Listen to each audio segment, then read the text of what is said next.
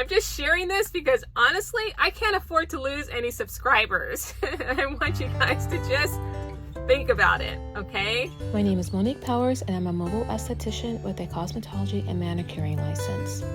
In 2020, I closed both of my studios and moved my business into a custom-built van I named Azalea. Take a peek at my version of van life, my personal life, and my vacations in between. Welcome back to my channel, you guys. Today I'm going to deviate from anything van life and talk about what I'm going to do during an earthquake. And the reason why I'm going to talk about it is because if you live in Southern California or you know of anyone in Southern California, then you know that we have been experiencing quite a few tremors, just little tremors, but nonetheless, the ground is moving. And it just kind of makes me think about the massive earthquake that we had in January of 1994, January 17th to be exact.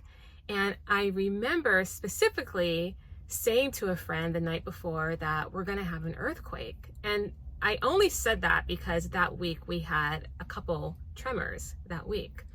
So I went out and I stocked up my refrigerator with food and I filled my gas tank up and I slept with half of my clothes on.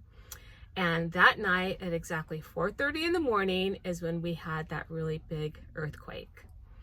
And I remember just feeling so scared. I was laying on my bed. I think I stayed on my bed. I didn't know what to do. And I just remember praying to God, please do not let me be aware of dying. Like I didn't want anything falling on me and as a result dying. So I remember specifically not wanting to know that feeling.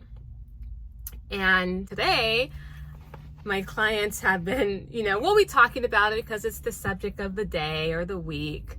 And all of them have asked me, what should we do during an earthquake? And of course they're asking me because it's just conversation because I am by no means an expert. And so I got to thinking about it because it really does depend on where you're at. And, they do tell you to drop, cover, and hold on, especially if you're in a building, if you're at home or at the office or anywhere in a building. Those are the three things they suggest that you do. And they suggest that you use your arm to cover up or not cover up, but to kind of protect your head and your neck, because those are the two things you definitely do not want to be breaking. And I just started thinking about that, and I just think that covering your head with your arm is not going to be enough. And so I was thinking that this is what I'm going to do. I'm going to share with you guys the three things that I'm going to do to protect myself during an earthquake. And the first thing I'm going to do is I'm going to have my bike helmet nearby, because I'm going to put my helmet on, because I feel like during an earthquake, we're all going to get knocked down, but I don't want to get knocked out. So I think the best thing to do is to have a hard hat on. And I think probably most of us have an athletic helmet to put on, whether it's, for riding your bike or skateboarding or roller skating, something like that. I think that's the best thing to do, because I think that just, trying to protect your head underneath a table with your arm or your hands is not going to be enough. So some of you are probably laughing and thinking this is ridiculous, but I'm just sharing this because honestly, I can't afford to lose any subscribers. I want you guys to just think about it, okay? So that's what I'm going to do, and I hope that you guys will join me in doing that, because I think it makes sense. I think that, we can survive a broken arm or a broken leg or a broken foot, but things are going to look pretty dire if you crack your skull. You don't want to break your skull. You don't want to break your spine, your neck. So I think that that's the solution, is to put on a hard hat. So Leave a comment below and let me know what you think about it, but I think that is the best thing to do. So that's what I'm going to do. I'm going to have now my bike helmet somewhere in my room, like in the corner or somewhere near my nightstand, so I can put it on. And the next thing I'm going to do is to make sure that I have some shoes nearby that I can just slip on but won't slip off if I have to run or jump off the balcony or out a window or something like that, like my Ugg boots or any boots that are easy to put on that will cover your ankles. Now, me wearing my Doc Martens, that's not an option because I have to lace them up. You want some shoes that you can just quickly slip on your feet that won't slip off. So that's what I'm going to do. And I do have a pair of Uggs that are always by my bed.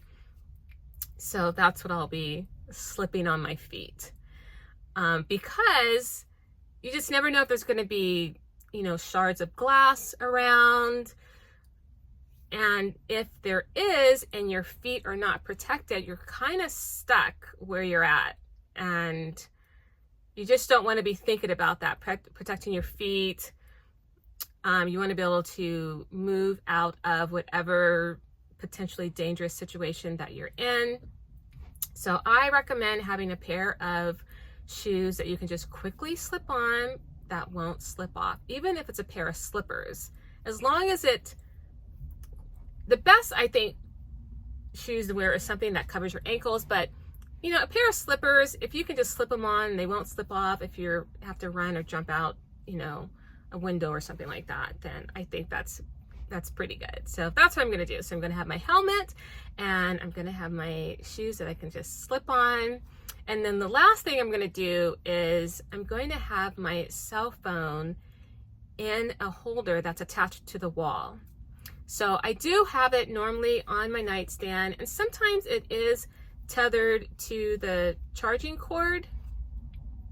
But during an earthquake, if it falls off the nightstand, even though it's tethered, what if it falls in an area that you can't reach it? So I think the best bet is just to have it on a holder, an iPhone holder that's attached to the wall, whether it's near the nightstand or if you think that the table that you're going to run to, if you need to run down a hallway, then maybe the holder should be en route to the table that you're going to hide under.